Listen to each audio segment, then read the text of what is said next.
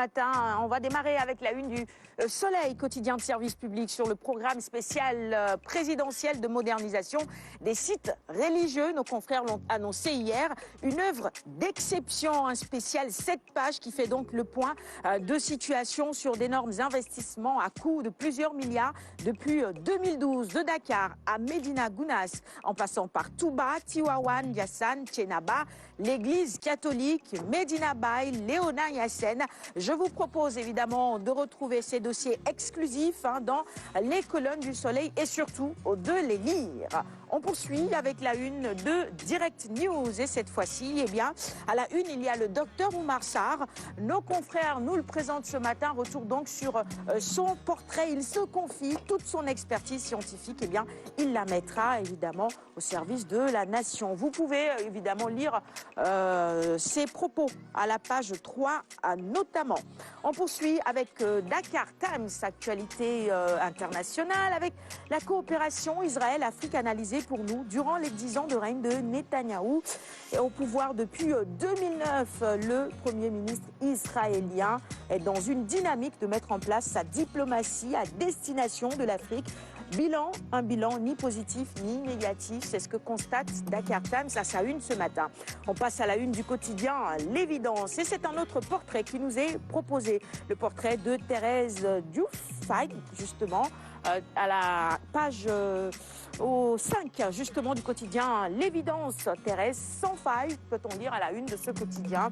Banque mondiale, partenaires, bénéficiaires ont unanimement loué Thérèse Faye Diouf, justement.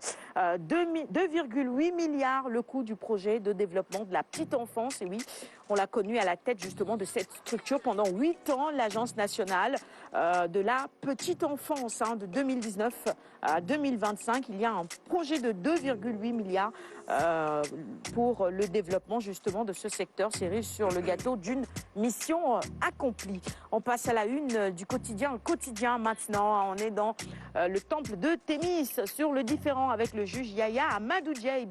La canne s'abat sur Ousmane, peut-on lire à la une du quotidien ce matin. Le conseil de discipline inflige un blâme au premier président de la cour d'appel de Kaolack. Détail justement sur cette affaire à la page 2. Yahya Amadoudia, entendu hier par l'IGAGE.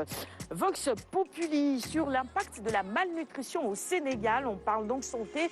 Plus de 70% des enfants de moins de 5 ans sont anémiés. C'est le constat que nos confrères proposent ce matin à leur une. Pour le professeur Saliou Diouf, revient justement sur le sujet en disant que dans plus de 80% des cas, cette anémie est liée à la carence du fer. Et donc, attention, il faut absolument que les mamans, notamment, puissent respecter également les doses prescrites et pendant la grossesse et après l'accouchement, parce qu'il y a tout un protocole sanitaire à suivre et à respecter pour éviter que les enfants ne soient anémiés. Réumi quotidien à la une.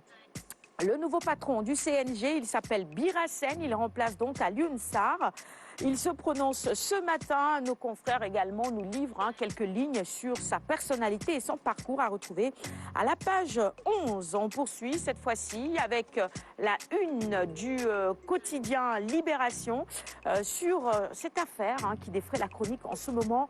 Olivier B. Sylvain accablé dans le fond de ce dossier sur la pédophilie présumée au cœur de l'AS Dakar Sacré-Cœur. Face aux magistrats, instructeurs, les joueurs mineurs ont détaillé le modus operandi du mise en cause qui parle de mensonges abominables. Le parquet, lui, prolonge l'instruction à travers un réquisitoire supplétif. Le sport maintenant au stade avec les statistiques des gardiens. Des Lions, Mendy, il est insubmersible. Et Gomis, des arrêts tout simplement à l'appel. Que de bonnes nouvelles justement pour ces gardiens. Edouard Mendy, 7 matchs, 6 clean sheets, 1 but, 12 arrêts. C'est de très belles statistiques. Alfred Mendy, c'est 10 matchs, 0 clean sheet, mais 18 buts et 38 arrêts. Et puis Bingoura Kamara, 7 matchs, 2 clean sheets, 13 buts, 19 arrêts. On passe à la une de Sunoulam pour terminer la revue des titres. Vous l'imaginez bien, dans le CNG, dans la lutte plutôt, c'est le CNG évidemment, le nouveau bureau exécutif. Birassen, confirmé président. Alors qui sont les autres membres justement de ce bureau?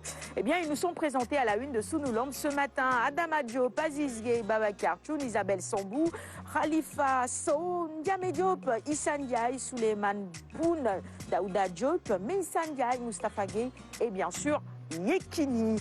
C'est tout pour la revue des titres du jour. Merci à tous de l'avoir suivi. 6h50.